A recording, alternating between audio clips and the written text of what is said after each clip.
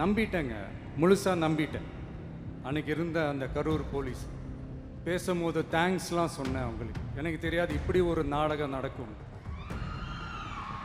இப்படி பண்ணுங்க, அப்படி பண்ணுங்க, சப்போஸ் அப்படி நடந்தா இப்படி பண்ணுங்க, சப்போஸ் இப்படி நடந்தா இந்த மாதிரி இன்ஸ்ட்ரக்ஷன்ஸ்லாம் கொடுத்து அந்த பிரஷர் போடுறது யாரு? என் நெஞ்சில் குடியிருக்கும்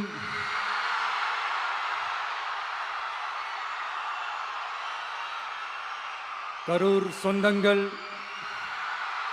உங்கள் அனைவருக்கும் என்னுடைய வணக்கம்.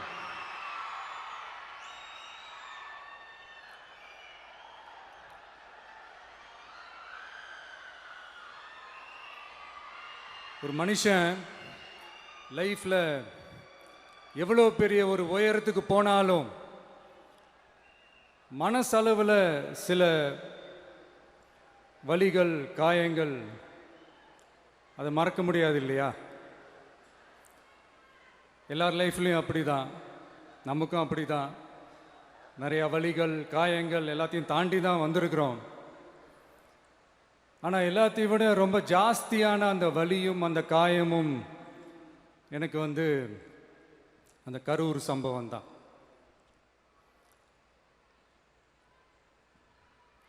மக்களை சந்திக்கிறதுக்காக மக்களை சந்திக்கணும், மக்கள் பிரச்சனைகளை எடுத்து பேசணும். அதுக்காக தான் அந்த மக்கள் சந்திப்பு பயணத்தை தொடங்கி திருச்சி, அரியலூர், நாகப்பட்டினம், திருவாரூர், நாமக்கல், கரூர் அப்படின்னு சொல்லிட்டு போயிட்டு இருந்தோம். அரியலூரில் அந்த மீட்டிங் முடிச்சுட்டு பெரம்பலூர் போகிறதுக்கு முன்னாடி அந்த பெரம்பலூர் போலீஸ் எங்களை அலர்ட் பண்ணாங்க. சரிங்க, கூட்டம் கொஞ்சம் ஜாஸ்தியாக இருக்குது, லேட் ஆகிடுச்சு, வராதிங்க அப்படின்ட்டு. So we had no choice. Police சொன்னால் நம்ம அதை ஒபே பண்ணி தானே ஆகணும்.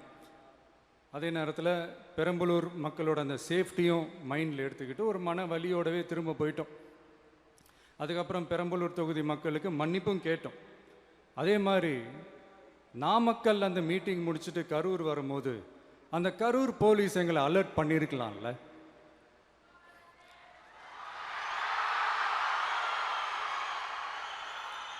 இல்லை சார், இங்கே எதிர்பார்த்ததை விட கொஞ்சம் கூட்டம் அதிகமாக இருக்குது, கண்ட்ரோல் பண்ண முடியல, வராதிங்க. அண்ட் போலீஸ் நினச்சா அவங்க அந்த மீட்டிங்கே கேன்சல் பண்ணலாம்.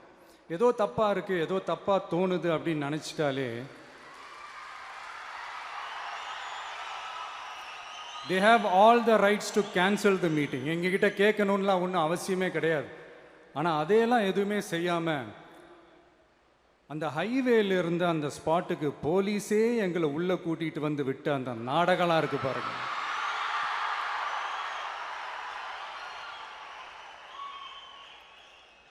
நம்பிட்டேங்க, முழுசாக நம்பிட்டேன்.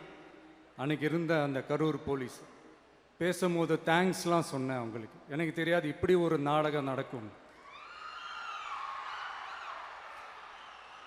இதுக்கெல்லாம் யார் காரணம்? இதெல்லாம் யார் சொல்லி செஞ்சது?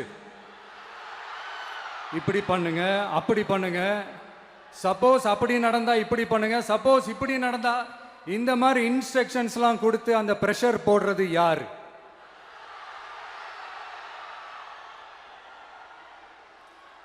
அந்த சம்பவத்தில் நம்ம யாரெல்லாம் இழந்திருக்கோம் தெரியுமா? ஒரு டிவியில் என் படமோ பாட்டோ வந்துச்சுன்னா, அம்மா விஜய் மாமா, அம்மா விஜய் மாமா அப்படின்னு சொல்லி அவங்க அம்மா கிட்ட சிரிச்சுக்கிட்டு அந்த டிவி ஸ்க்ரீனை போய் தொட்டு முத்தம் கொடுத்துக்கிட்டு என் அக்கா தங்கச்சிங்களோட தங்க பிள்ளைகளை இழந்திருக்கோம்யா. மழலை கூட சரியா வராதப்போ ஒரு பேப்பர் மேகசின்ல என் போட்டோவை பார்த்தா அது சிரிச்சுக்கிட்டு அந்த கள்ளங்கபடம் இல்லாத அந்த சிரிப்பு, அந்த கடவுள் மாதிரி இருக்கிற அந்த பச்சை பிள்ளைங்களை இழந்திருக்கோம்யா. என் அக்கா தங்கச்சி, அண்ணன், தம்பி, குடும்ப உறவுகளை இழந்து அந்த வலியோட இருக்கிற என்ன நீங்க ஏளனமா பேசுறீங்களா? என் மேல பழிய தூக்கி போடுறீங்களா? இப்படி ஒரு சம்பவம் நடந்துருச்சு. இது ஏன், எதனால, அதுக்கான பின்னணி என்னன்ட்டு அந்த வலியோட வீட்டில் உட்கார்ந்துட்டு இருக்கிறேன். ஓடி ஒளிஞ்சிட்டான்னு வர சொல்றீங்களா? வாயின்னு முன்ன இருந்தா என்ன வேணாலும் பேசுவீங்களா?